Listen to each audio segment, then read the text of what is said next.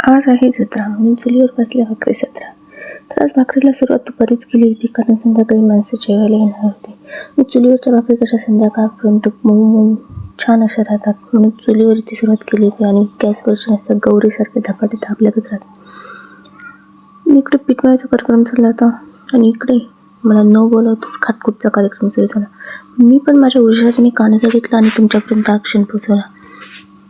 तर इकडे या छोट्या सुरीने ते कापायचं ते जमतणार नव्हतं, किंवा ते छोट्या सुरीने ते होणारच नव्हतं. म्हटलं हा घ्या मोठा चाकू आणि घ्या पटपट आवरून सगळं.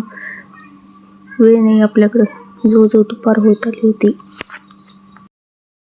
कचकच कांदा कापताना बोटे सुरीतनं वाचवली आणि तुम्हाला दाखवायसाठी हा कांदा पण जरासा चिरून घेतला.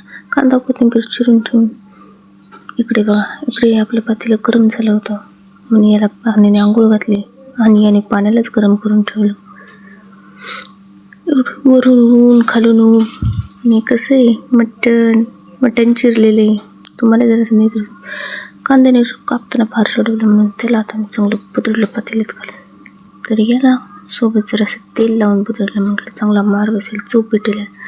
कंटाळले मी याच्यासोबत कोथिंबीरीला सुद्धा तडका भरला. दोघांना चांगलं बुदरून काढलं.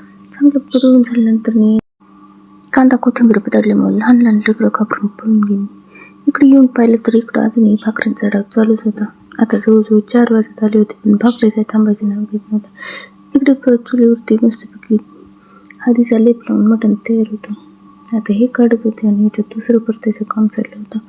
कांद्याला तेल सुटलं होतं आणि बघा कसा मस्त मस्त तडफडतोय. तर याच्यानंतर मी याच्यात मटण टाकून या मटणाला सुद्धा यांनी लेप लावायचं काम केलं. आणि हा लेप असा पकडूनच बसला होता, जसं काही मटण येऊन जिकडे यार येईल तो हरवला होता ना, त्यांना सापडला तरी वेगळीच होणार नाही.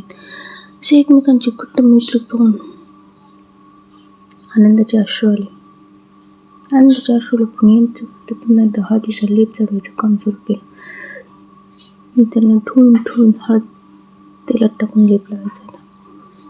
तर काम कितीही असलं तरी आपली जनावरं जर आपण उपाशी ठेवू शकत नाही, म्हणून मका आणायचं काम चाललं होतं. आणि इकडे 2 चुलीवरती, एकावरती पाणी ठेवलं होतं आणि एकावरती मटण. इकडे आता मटण शिजत आलं होतं आणि त्याच्यात पाणी घालायचं काम चाललं होतं.